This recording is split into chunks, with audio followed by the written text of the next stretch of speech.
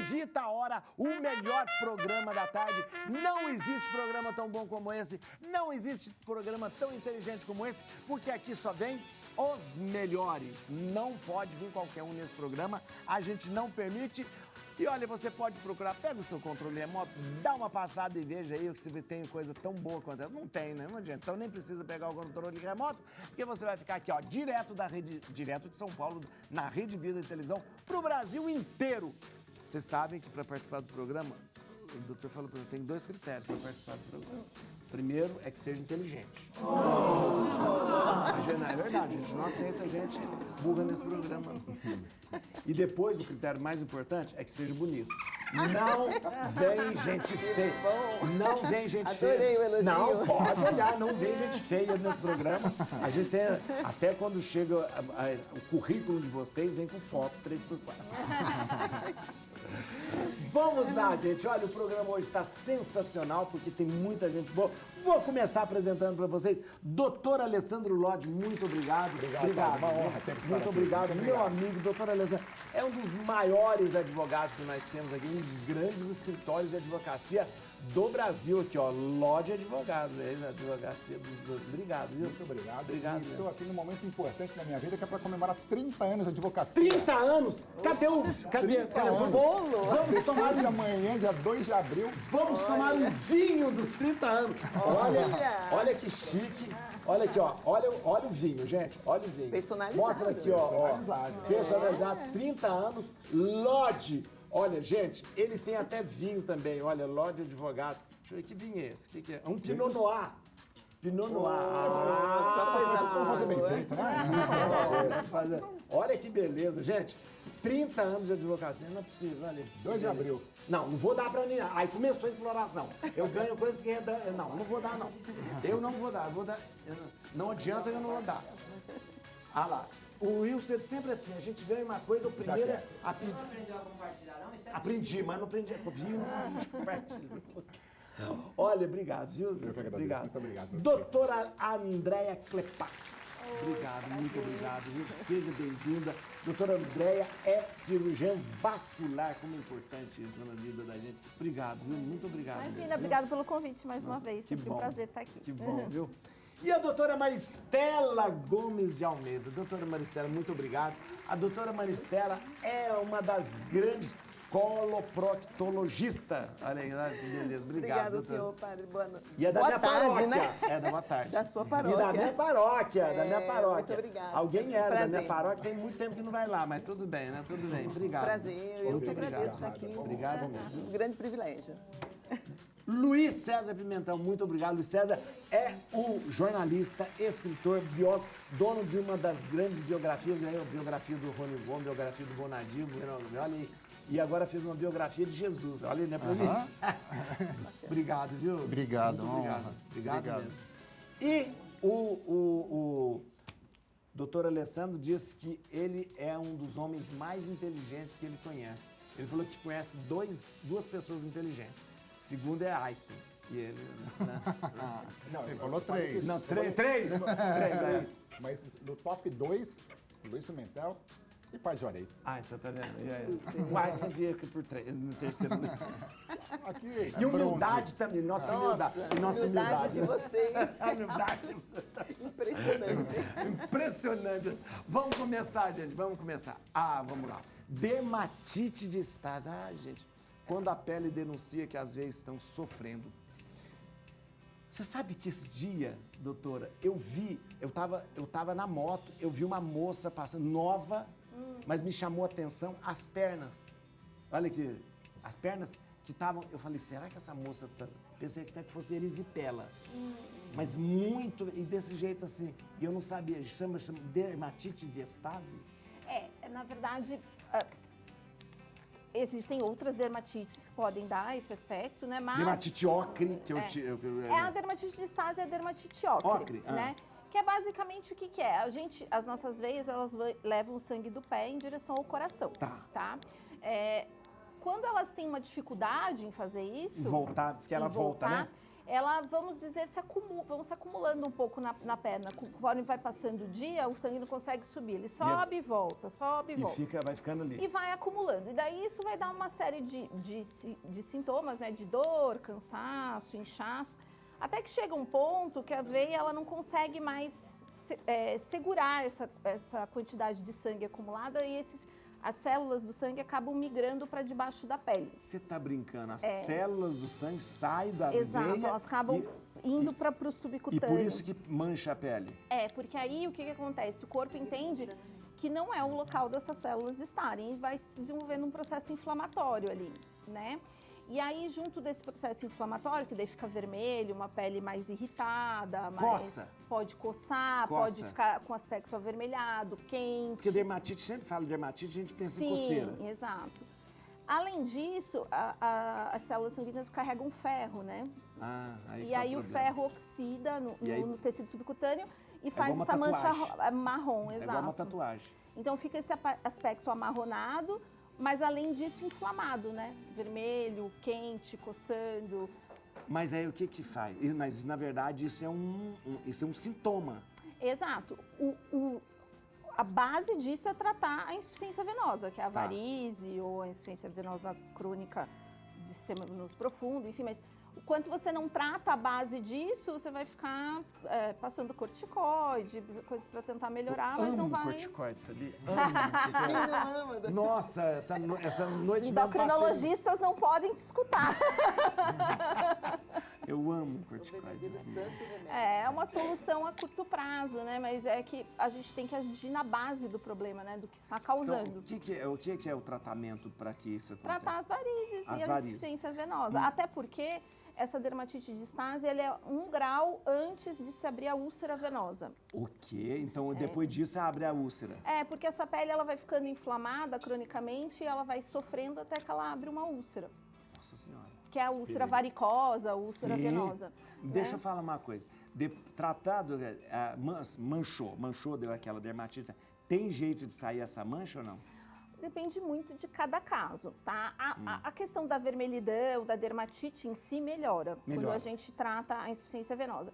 Agora, essas manchas amarronadas, eu explico até para os pacientes que elas se comportam como se fosse uma tatuagem. Pigmento de ferro no subcutâneo.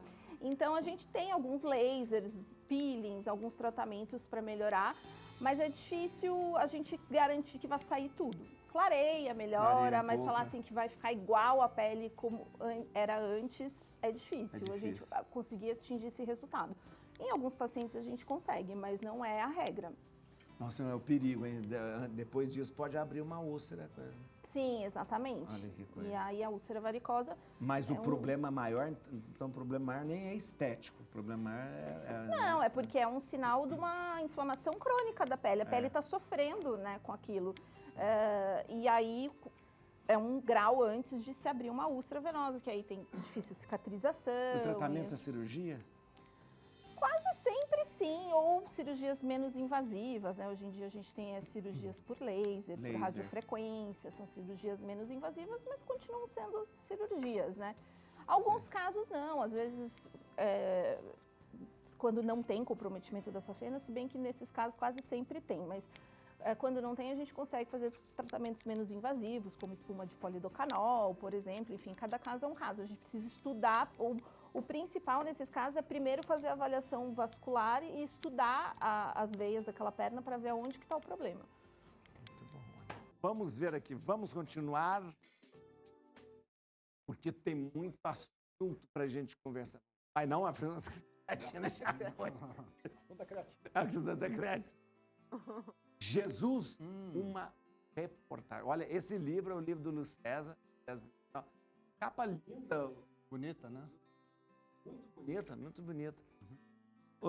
Luiz, esse livro está sendo lançado agora? Não, ele já tem alguns anos. Já tem? Já tem alguns anos e é uma ideia que eu tive de contar a história de Jesus, porque eu sou jornalista. Sim. A partir dessa visão de um jornalista. A partir da visão de um jornalista, por eu ser cristão e eu querer também entender mais profundamente a história dele. E é por isso que chama uma reportagem. É. E você faz como se estivesse fazendo uma reportagem a partir dos fatos que aconteceram? Então, a gente tem o Jesus histórico e o Isso. Jesus da fé, né? Isso. E existe um cânion entre os dois ali, porque sempre cada lado tem os seus próprios argumentos. E como eu tenho um fascínio por Jesus espontâneo desde criança, eu cresci e vi o cristianismo ele tomar uma forma meio complicada, assim. Eu não quero entrar no mérito religioso, mas a gente teve uma expansão muito grande do cristianismo dentro do neopentecostalismo. Nesses anos todos, cresceu muito e, convenientemente, eu achei que as pessoas que seguiam para o cristianismo, muitas pessoas, elas começaram a ser categorizadas como intelectualmente inferiores muitas vezes. É verdade. Eu acho isso um problema, porque você pode ter um segmento de pessoas que acaba entrando na religião e meio que sem a total consciência. Claro, Às vezes entra, mas você pega muita gente fragilizada que acaba Também. entrando na religião. E eu achei muito injusto começar a ficar com essa conotação de intelectualmente inferior por você ser uma pessoa de fé, por você ser cristão. Eu não estava aqui pretendendo defender exatamente. Mas eu queria saber, então vamos ver, na história de Jesus, assim, toda a construção da narrativa de Jesus, o que aconteceu de fato? Como foram os concílios que definiram a Bíblia? O que é provado de Jesus que a gente pode realmente levar ao pé da letra para um cristão? O que está na Bíblia que a gente pode levar ao pé da letra? O que a gente deve entender como uma filosofia que nós devemos seguir, o que é explicado, o que do Jesus histórico temos e o que não é explicado nem pelo pessoal da ciência que acaba muitas vezes ridicularizando as pessoas de fé. Assim. As aparições marianas são explicadas por vocês da ciência ou não? Elas aconteceram de fato? Muito interessante a sua visão, porque você coloca esses dois mundos, né, conversando também, né? Então, eu queria fazer essa ligação. Acaba sendo a filosofia está entre os dois mundos, está entre a ciência e entre a espiritualidade, né? Então, é uma maneira de contar a história de Jesus de uma maneira filosófica. Assim, interessante. Tentando ver o que podemos crer, por que aconteceram tais coisas. Assim, tem coisas que eu acabei me convencendo de que muito possivelmente não aconteceram, mas o que é determinante é a ressurreição de Jesus, né? Esse é o ponto final. E esse até o final do meu livro, esse eu tenho convicção de que aconteceu. Interessante. Por isso eu me considero cristão. É muito interessante você falar sobre isso, e é interessante falar na Semana Santa, né? Porque, na verdade, a ressurreição, ela não é um fato que você apura porque o túmulo estava vazio. O túmulo vazio é uma das coisas menos importantes para a ressurreição. Mas a ressurreição é por causa do testemunho daqueles que conviveram com Jesus. Ninguém dá a sua vida por um fantasma. Exatamente. Ninguém dá a sua vida por uma quimera, né? Então você vê os apóstolos morrendo por causa de Jesus e fala, eu vi ele ressuscitado. Eu experimentei. Então, esse é o ponto. Esse é o ponto. Porque o túmulo vazio pode ter sido roubado, isso não é importante, o túmulo vazio. Mas ver o testemunho dos apóstolos, né? De repente, de medrosos, eles se transformam em pessoas corajosas e falam, vem, eu dou minha cara para bater, quer me matar, me mata, porque o meu Senhor ressuscitou. É uma coisa impressionante. E é tão bonita a história porque é na fraqueza que você reconhece a verdade da história. Porque eu reconheci a verdade da história justamente na fraqueza. Porque quando Jesus foi preso, todos eles evadiram. Sim. Isso. Menos Pedro, que até negou. Que até é verdade. Negou, todos negaram. E evadiram, e ele foi preso sozinho, foi crucificado, morto. Isso. E depois que ele, depois da ressurreição, todos os apóstolos, menos João, se não me engano, morreram Sim. defendendo a ressurreição. João morreu. Morreram pelo cristianismo. João morreu bem velho e morreu na ilha. Em Patmos, né? Coisa. Aham. E já estava bem mais velho. Bem mais velho. Chegou quase 90 anos e tal, João. O pessoal fala, como que naquela época as pessoas chegavam até 90 anos? Chegava, sabe por quê? Porque o problema era chegar até os 30 anos. Né? Não é? Quando você conseguia passar os 30 anos, se você tivesse uma vida mais ou menos saudável, você chegava a 90 anos. Né? Mas chegar até os 30 anos que era o problema. Né? Muito interessante. Interessantíssimo você ter trazido justamente essa semana esse trabalho maravilhoso. Olha que bonito. E ele veio eu estava fazendo a pesquisa e eu acabei indo para Israel. Você foi para lá? Eu fui seguir os passos de Jesus ali por Israel para sentir como uma reportagem Uma mesmo. Reportagem, né? Uhum. Que demais. Olha que impressionante. Muito bom. Olha, que bom que você foi a Israel agora. Nem tem como ir a Israel mais. Nossa, mãe. Vamos lá ver a importância do exame de colonoscopia. É o que a gente estava conversando antes do programa. Foi esse assunto, doutora. Doutora Maristela. Mas é muito importante mesmo que hoje a pessoa faça esse exame, né? A partir de que idade, doutora? Então, primeiro eu queria agradecer de estar aqui. Olha. Segundo, eu estou feliz porque hoje encerra o Março Azul, que é o mês de conscientização de câncer coloretal. E daí vem a grande importância da colonoscopia, porque ela é uma das ferramentas que a gente tem para fazer prevenção de câncer coloretal. Não é só ela, é importante a gente falar que existem outros métodos, que precisa, na verdade, procurar o médico, mas para quem tem acesso, é extremamente importante que você consiga fazer uma primeira colonoscopia aos 45 anos. Aos 45 anos, tá bom. E isso porque antigamente, não muito antigamente, 5, 6 anos atrás, a gente recomendava a partir dos 50, que era a idade que normalmente apareciam os pólipos, que são as lesões precursoras do câncer. Pólipo não é câncer. Não. Mas ele pode se tornar câncer. Pólipo é uma lesão benigna do intestino. Tudo bem. Mas existem alguns pólipos que eles têm a possibilidade de que, se não forem retirados, eles podem se transformar em câncer. E o pólipo é tipo uma verruguinha, uma bolotinha assim? É uma verruguinha. Uma verruguinha. Ele pode ser verruguinha, pode ser grande. Pode ser grande? Ele pode, às vezes, até no momento do diagnóstico, ele já ser até um câncer. Mas até para isso a colonoscopia é importante. Porque muitas vezes a gente evita uma cirurgia num paciente que tem um câncer que pode ser retirado. Com a colonoscopia dá para retirar aquele pólipo que já se tornou um câncer? Pode.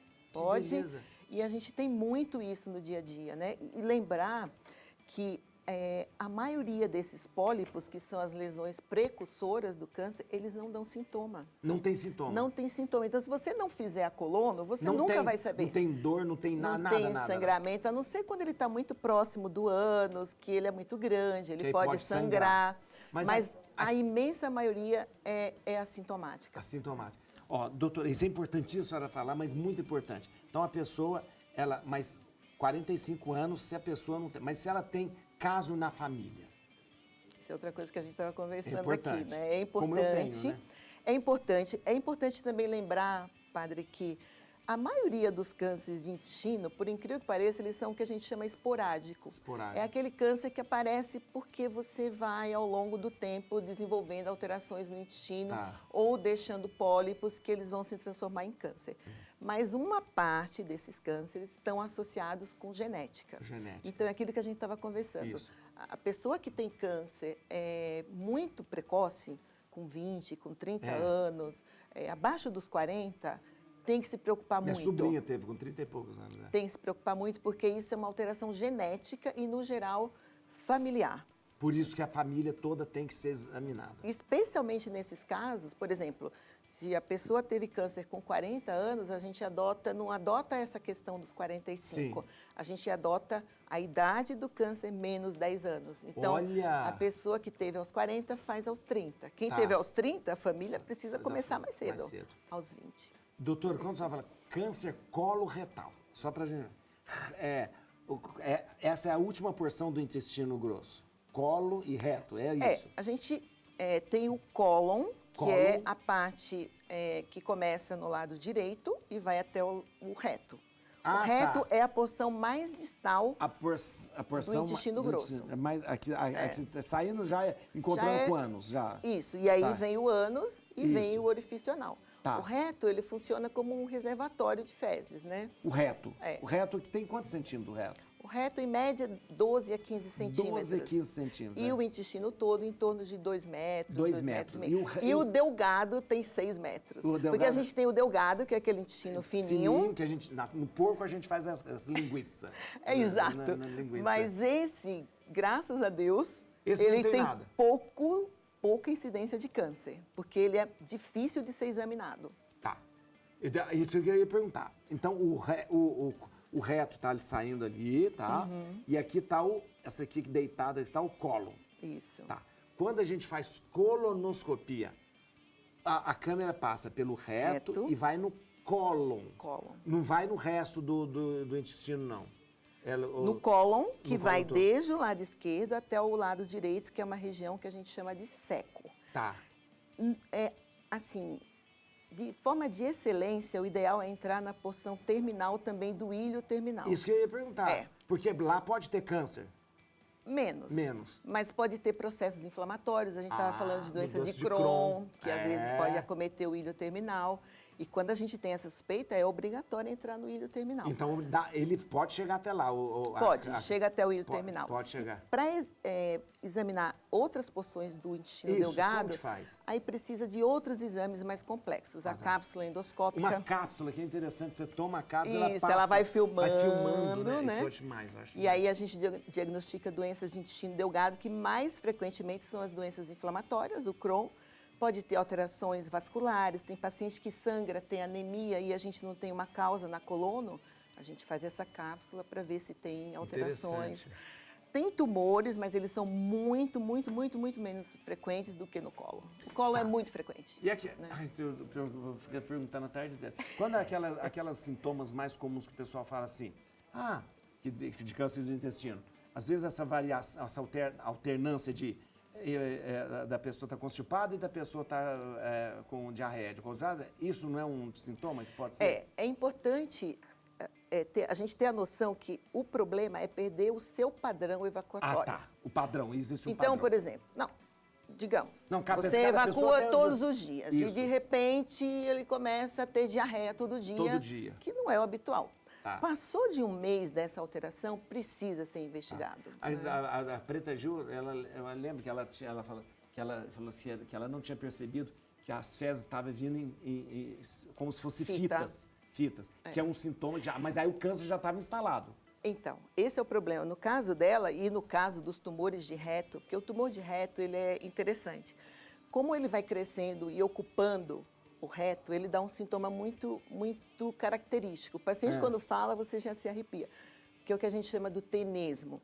Como o tumor está lá, o reto ele não sabe que é tumor, ele sabe que tem alguma coisa ocupando. Ah, tá. E ele vai desencadear o reflexo de evacuação, porque ele quer expelir aquilo, só que não sai, não é fezes. Ah, entendi. Não são as fezes, é um tumor. Então ele fica dando essa sensação. Sensação de que tem de vontade. querer ir no banheiro o tempo todo e você não consegue evacuar. Porque não sai o tumor. Né? Entendi. Ele está lá, mas ele fica ocupando e Mas ele provoca a o sensação, reflexo. É o reflexo. Então, assim, é um sintoma muito frequente, o que a gente chama de tenesmo, essa sensação que você quer evacuar, vai lá e não sai nada, sai um pouco de sangue, um pouco de muco.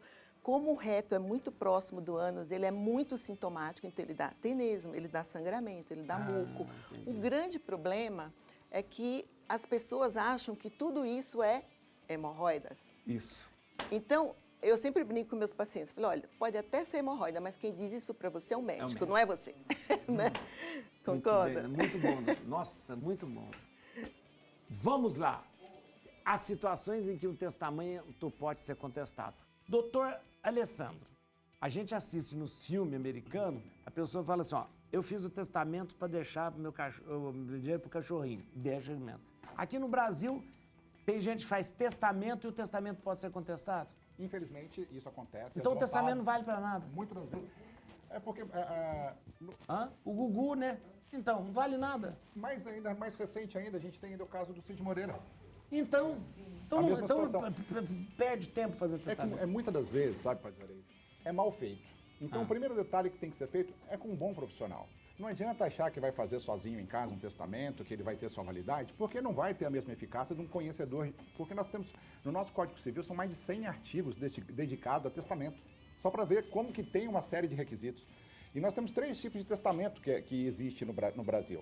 O público, o cerrado e o particular. O particular. O particular, ou seja, ele vai fazer em casa, E guardar ele no cofre. escreve, vai falar para 3 pessoas, vocês estão ouvindo, ok, estou guardado. Esse não vale nada. É mais fácil de impugnar ele, de dar nulidade dele.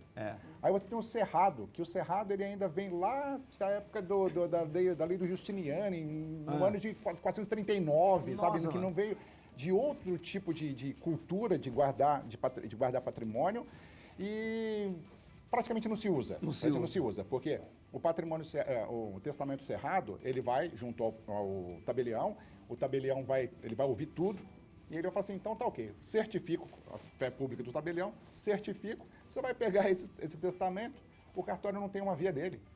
Vai ficar com você. Vai ficar com o falecido. Tá cerrado com você. Está cerrado contigo, ou seja, e para poder ter validade a ele, só pode ser aberto na frente de um juiz. Se alguém, de repente, abrir ele de curiosidade para ver, opa, peraí, deixa eu ver se... Perdeu. Perdeu o efeito, não tem.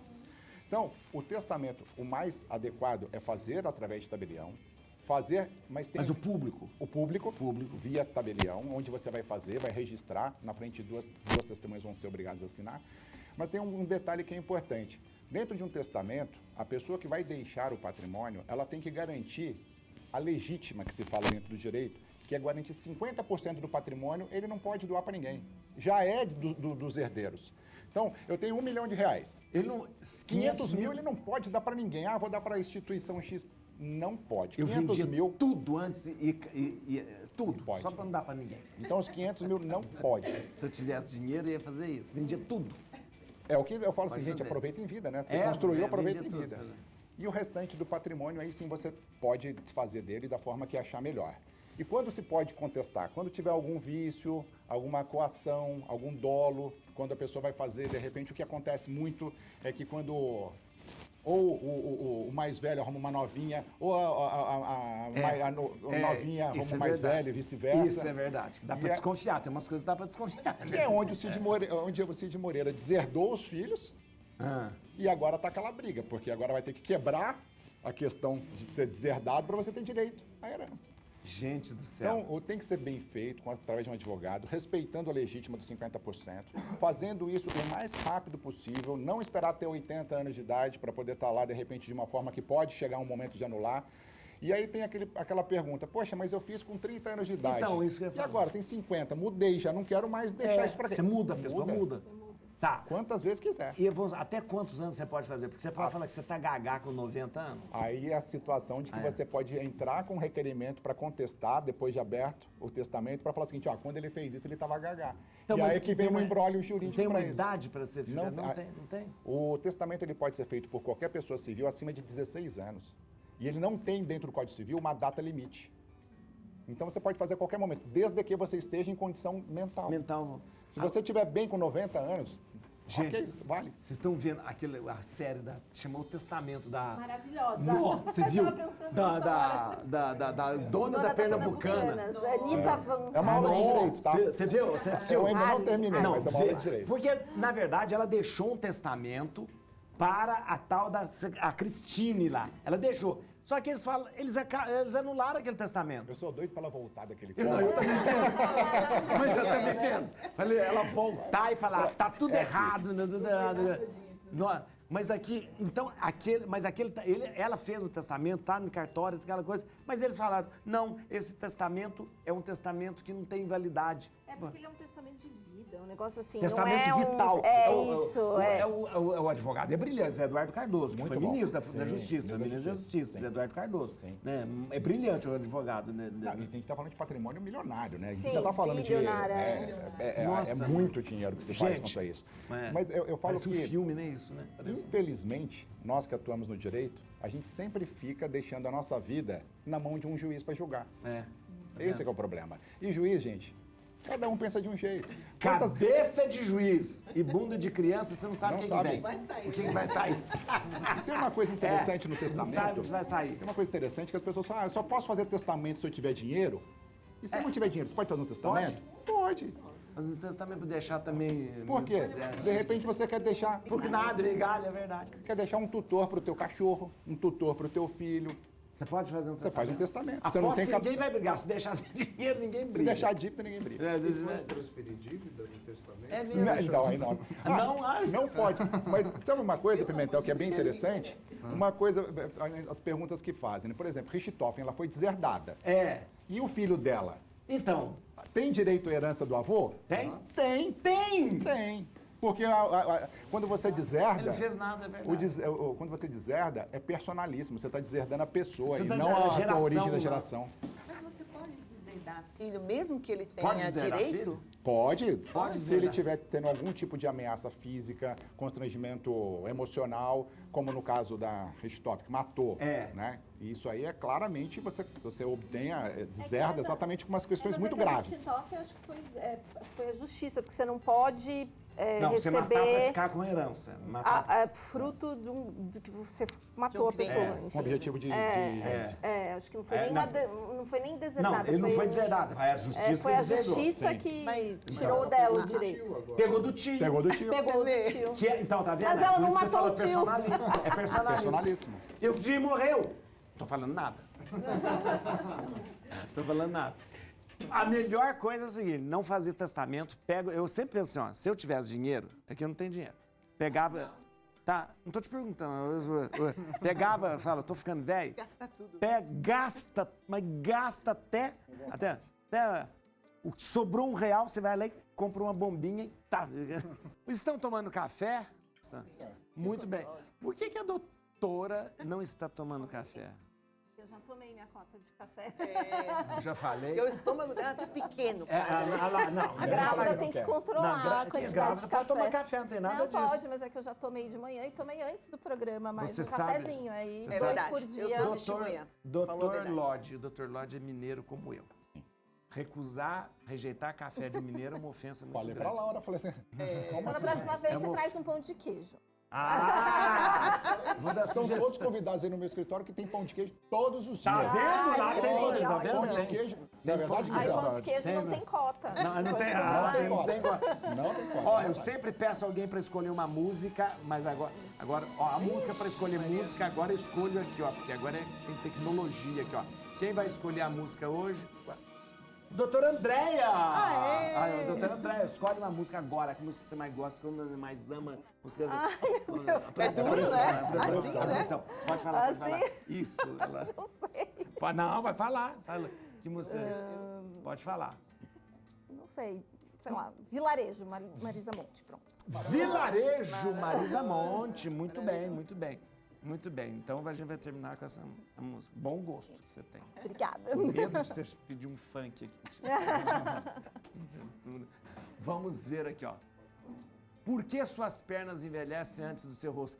É mesmo. Mão também, pelo amor de Deus. Mão é um problema, né? Nossa, Agudo, né? pessoa, né? Por que as pernas... Olha, eu não diria que ela envelhece antes, mas é que a gente cuida menos, eu acho. Né? Já reparou verdade. que a gente... Ninguém lembra de A gente perna. faz todo o skincare do rosto e tal, e esquece do pescoço. pescoço. Já viu aquelas pessoas, né? É. A pele aqui tá linda, o pescoço tá enrugado, né? E eu acho que a pele do corpo sofre com isso, com a nossa displicência, eu acho. É, porque ninguém passa... Tem umas pomadas boas, uns cremes bons pra passar na perna, que é as cremes que vocês dão, que Sim. médico de veia dá. É muito bom. É que assim, se for pensar, por exemplo, a pele do rosto, né? Que mulher não passa pelo menos um hidratante? Todas. Agora, você vai falar para todos os pacientes, você passa hidratante no corpo? Não. Não, de vez em quando, Eu tô não passando gosto, agora, fica agora tô melecado. Né? Então, acho que a gente não cuida tão bem da pele do restante do corpo como a gente cuida do rosto. Mas a né? perna tem a ver com uma questão de veia, que de repente ela vai dando essa Sim, impressão mais velha. A circulação, lógico, tem a ver. Porque a circulação, aquela história de que a panturrilha que faz o sangue vir para cima, tá? A gente às vezes não exercita também muito a perna, né? Sim, né? A panturrilha, ela funciona como uma bomba que ajuda a bombear o sangue da perna. E esse bombeamento é feito quando a gente se movimenta, quando a gente caminha. Eu falo, a gente não foi feito para ficar 8 horas sentado na frente do computador. A gente foi feito para caminhar 2 quilômetros até o rio buscar água. É verdade, É para isso que a gente foi feito. Isso a gente foi feito. Né? Então, sim, tem essa questão da circulação. Então, quem tem varizes e tal vai ter uma pele mais agredida, até pelas questões que a gente já falou aí, de dermatite de estase e tudo mais. Também influencia, logicamente. Mas a gente tem que entender que a pele, ela é um órgão, o maior órgão do corpo humano, e que ela vai perdendo colágeno, vai ficando mais fina conforme a gente vai envelhecendo, não só do rosto, como a do corpo também. E a gente tem que ter os mesmos cuidados, né, de hidratação.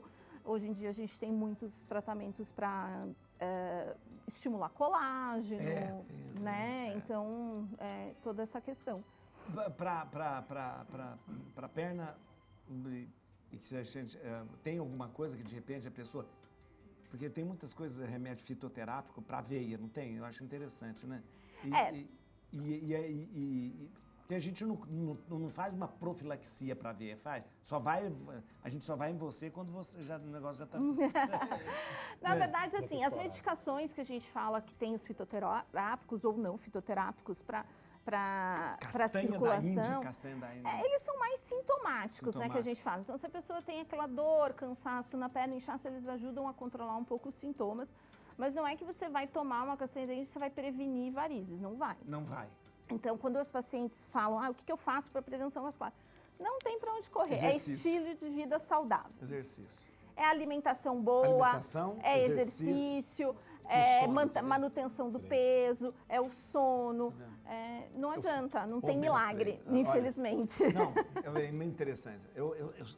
Aí eu tô ficando aqueles velhos que repetem a mesma coisa toda vez. Eu sempre falo aqui. Eu sei como é que é. Porque eu falo assim, sempre, toda vez aqui, olha, todos os médicos que vêm aqui, a gente conversa, sempre cai em 3 coisas: alimentação, exercício e sono. Eu falo que é Santíssima Trindade. Pronto, se você fizer isso, você não precisa tomar remédio. Sempre fazendo exercício, Não é que não precise, é que eu falo assim, eu brinco até com as minhas pacientes. Pensa na sua casa. É legal, é bom ter cortina em casa? As casas têm cortina? Tem. Mas o que você precisa? Você precisa do chão, da parede e do teto. Não adianta você comprar cortina se você não tem telhado. Né? É verdade. Então é mais ou menos isso. Eu acho que as medicações estão aí, tem suplementação, tem várias coisas que a gente tem para acrescentar na nossa saúde que vale a pena. Mas o básico precisa estar bem feito. Sim. Olha, você estava combinado comigo, não. Porque falando em suplementação, a doutora, nem vou perguntar. Vamos ver aqui, gente. O uso da religião como justificativa para a guerra. Talvez seja uma das coisas mais perversas que a gente tem, usar a religião justamente para justificar atos maus, né? Como sempre aconteceu. Esse é um tema que me causa indignação profunda. Eu estudei bastante, eu estudei jornalismo internacional, geopolítica, e eu acabei de concluir um mestrado em ciência da religião. Então, o uso a justificativa da religião para legitimar uma guerra é uma das coisas mais perversas que pode acontecer, porque quem está fazendo a guerra sabe a força que tem a religião e utiliza da pior forma possível aquilo para justificar o ato mais cruel que pode existir. Eu exemplifico com justamente o tema da minha dissertação, que é sobre lamas do budismo tibetano que estão começando a renascer no Ocidente agora. Porque a China, ela invadiu o Tibete em 1950, expulsou o Dalai Lama em 1959, E ela causou um genocídio de 1 milhão de pessoas, destruiu todos os mosteiros, todos os 6 mil mosteiros, se não me engano. Só que ela foi percebido que a força da religião para o Tibete, para os tibetanos, é tão grande que ela não tinha incorporado plenamente o Tibete enquanto não se apropriasse da religião tibetana. E o que foi feito? No budismo tibetano são duas lideranças, o Dalai Lama e o Panchen Lama. E um reconhece a reencarnação do sucessor. Isso, né? E aí, o que aconteceu? Em 95, quando o Panchen Lama morreu, quando o antigo Panchen Lama morreu e foi colocado um outro no lugar, reconhecido pelo Dalai Lama, a China sequestrou esse Panchen Lama, mantém em cárcere e colocou um próprio Panchen Lama, um país ateu que botou um Panchen Lama. E agora, né, a gente está se aproximando do final da vida do Dalai Lama. Precisa de Panchen Lama para reconhecer. Para reconhecer. E quem vai reconhecer vai ser um chinês. Então, daí é muito provável que a China vá colocar um Dalai Lama que seja reconhecido pelo Panchen Lama deles. E aí pronto. Então, essa justificativa para apropriação de um território, para fins monetários, que é uma guerra, para você, seja por óleo, seja por território, que ocorre na Ucrânia, seja na Palestina com Israel, é injustificável e é algo que a gente precisa falar, porque é muito cruel, é muito covarde. É importante lembrar que a Bíblia, assim como o Corão, são livros sagrados que não promovem guerra. As pessoas se apropriam dela para dizer, para justificar. Isso é importante lembrar, né? É importante lembrar. Né? Você não vai ver, né? O próprio Jesus fala, guarda a espada na bainha. Guarda a espada na bainha, né? E o Corão também não é um livro sanguinário, mas pessoas líderes acabam fazendo isso, usando. Né? Isso é importante, né? Olha que interessante, bom você trazer essa palavra tão lúcida, viu? Constipação crônica, como tratar? Pior que assunto com era só essa parte. Mas, para o Juarez, imagina por que as pessoas vivem enfesadas, né? É verdade! Olha, tá vendo? Olha, é um grande motivo aqui de você viver enfesado, é uma constipação crônica, Uma constipação. né? Tá cheio de fezes, cheio de fezes. Ruim, é muito ruim. Né? É ruim, né? Mas essa coisa muita gente tem falado isso, o pessoal fala, é verdade que o intestino ele é composto por muitas células nervosas? Células nervosas? A gente até fala, né, que é um segundo cérebro, né? Na verdade, o intestino ele tem secreções, hormônios, neurônios que eles atuam diretamente também no seu cérebro. Por isso que quando a gente tem uma emoção, a reação já ou dá uma diarreia, a emoção vai muito frio na barriga. Frio na barriga, exatamente. Quando a gente, por exemplo, os atletas, quem corre maratona, sabe muito bem disso. Quando você começa a correr muito, você começa a descarregar alguns hormônios que tem atletas que têm que parar. Por exemplo, porque dá diarreia. De tantos hormônios que começa. Então tem que ter uma dieta diferente. Tem o Dr. Drauzio Varela, por exemplo, ele fala que ele corria em jejum maratona. Para nem ter esses reflexos, né? Olha. Enfim, então o intestino realmente é um órgão muito interessante. Mas a gente está falando da constipação crônica, ou seja, a prisão de ventre crônico não é uma coisa normal, não é? Não, nem um pouco. A gente considera como um intestino, um hábito intestinal normal, é bem variável, inclusive, até porque cada um tem vai um jeito. De cada pessoa. Mas normal. O normal para a gente seria entre 3 vezes ao dia. 3 vezes ao dia? 3 vezes por semana. Então, o quê? 3 vezes por semana? Deus me livre! Não, desde que esses 3 vezes por semana, que na verdade seria dia sim, dia não, dia sim, dia não, é verdade. Não seja algo acompanhado de alguns sintomas que mostram que você tem constipação. Então, o esforço evacuatório, se tem cólica, se tem fezes muito endurecidas, aquelas tipo bolinhas. Se tem isso, você é constipado. Mas se você consegue evacuar dia sim, dia não, fezes normais, pastosas, não faz Cor, que esforço. cor de fezes? As fezes têm a cor, De assim, cor de desde, fezes. desde marrom, ela varia muito, porque Marrom. varia com dieta. Ah, tá. A única coisa que você não pode ter são fezes, por exemplo, brancas. Brancas não. Aí tá tendo algum problema, tá faltando alguns pigmentos, às vezes nas hepatites. Preta também não. Também Preta porque não. como chama melena, né? Melena. Pode ser sangue nas Sangue nas fezes, né? fezes. Que é o sangue digerido. É. Porque o sangue vivo é o sangue que ele é aquilo que eu Vermelho falei. Quando ali. é no reto, qualquer coisa Aquele no é reto, sangue vivo. o sangue sai rapidinho porque É. está próximo do ânus. Mas o sangue que vem do lado direito, ele vai sendo digerido. E aí ele fica preto. Ele fica preto. Ou no lado direito intestino, ou até estômago. No estômago, tudo eu já isso, tive né? úlcera fia. Então, assim, a coloração das fezes, desde que ela varia bastante, tem vários tons de marrom, digamos assim, tem uma os tons de paleta de cinza. cores, uma paleta de cores. Que não é nenhum problema, mas se ela tem essas variações muito importantes, aí a gente tem que procurar. Mas a questão da constipação passa por aquilo que a Andrea também falou. Então, por exemplo, uma pessoa, então ela, só rapidinho, a última, até quantos, que é normal, uma pessoa pode ficar sem ir no banheiro? 3 dias ela pode ficar sem? Não. 3 dias não é normal. Não é, 2 dias não, Dia sim, dia não é é aceitável. normal. Mulher vai menos do que um homem. Bem menos. Mulher vai menos. Porque aí tem todo um processo comportamental, né? Mulher não pode ir no banheiro fora de casa. Se viaja, então, pronto. Aí é aquele eixo, né? Mas eu tenho constipação de viagem. Porque tem mais coisa para falar. Vamos lá. Golpe do consignado. Saiba como se prevenir. Dr. Lodge. Vou fazer rápido pro Rodolfo não brigar com a gente. Para Mas chamar a gente mais vezes, é verdade. Exatamente, perfeito. Bom, golpe do consignado. Primeira coisa que eu falo para aposentado, para quem recebe benefício. Digita 135 Isso. e coloca na opção bloquear consignado. Você coloca ali, já bloqueou, aí o que acontece? Pronto, não vai fazer. Mesmo que a pessoa queira, Não vai ter. conseguir, está bloqueado. Para poder conseguir fazer um consignado, vai ter que desbloquear. No 135 dá para fazer? 135. 135, aí lá tem a opção Dá para a você. opção, bloquear, desbloquear, faça isso. Então vai lá agora. Já faça isso, porque o mundo de golpe a gente não aguenta mais, né? Não, então é verdade. E cada vez eles estão mais sofisticados com os golpes. Então, ainda mais com as pessoas de idade, acabam caindo numa ilusão.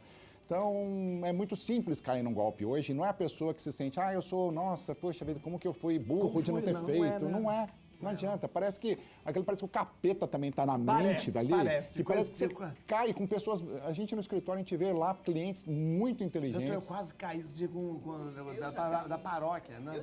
Um amigo em comum meu e do Pimentel caiu. Então, é uma pessoa boa, super inteligente. É o capeta que entra na... Parece que entra, Mas para evitar o capeta, faça o sistema 135, entra no aplicativo, ou então entra no aplicativo do meu INSS, bloqueia a opção. E aí vai ter uma condição de que... E outra, se continuarem a perturbar a vida da pessoa, de ficar ligando, ouvidoria do banco reclamando. Ótimo. Continua ligando, entra com uma ação pedindo uma indenização por dano moral, de ficar um assédio comercial, que isso a justiça já está admitindo também. E como você entra com essa ação? Com o Dr. Lodge, que você vai ver. Acabou? Eu não acredito, tá vendo? Passa rápido. Quando tá tão bom o programa... Não, muito rápido. Nem falei da Oi? minha constipação. É verdade. Ó. Música da doutora...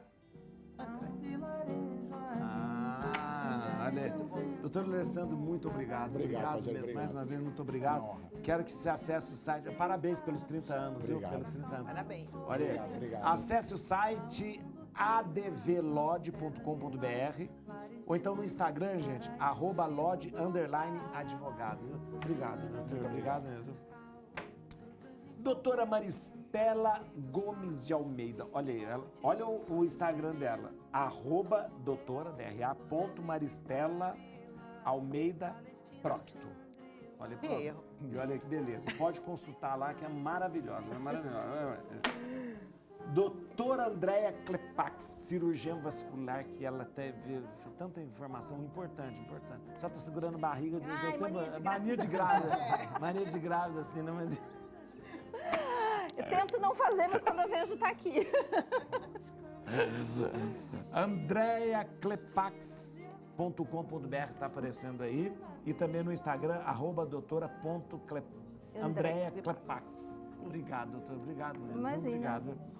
Luiz César, obrigado. O livro, como a gente consegue? Tem nas online, livrarias? na Amazon. Na Amazon? Todas tem. Tá, eu vou dar o Instagram para você entrar em contato com o Luiz, ele também informa para você. @Luiz César. Gente, o seu Instagram, @Luiz César. Ó. Luiz com Z. Não, Luiz com Z César. Quase ninguém tem um desse. @Luiz César. Não precisou botar underline, 2, 3, não. Obrigado, viu? Muito obrigado mesmo. Aumenta o som, acabou o programa, gente. Lá o mundo tem razão.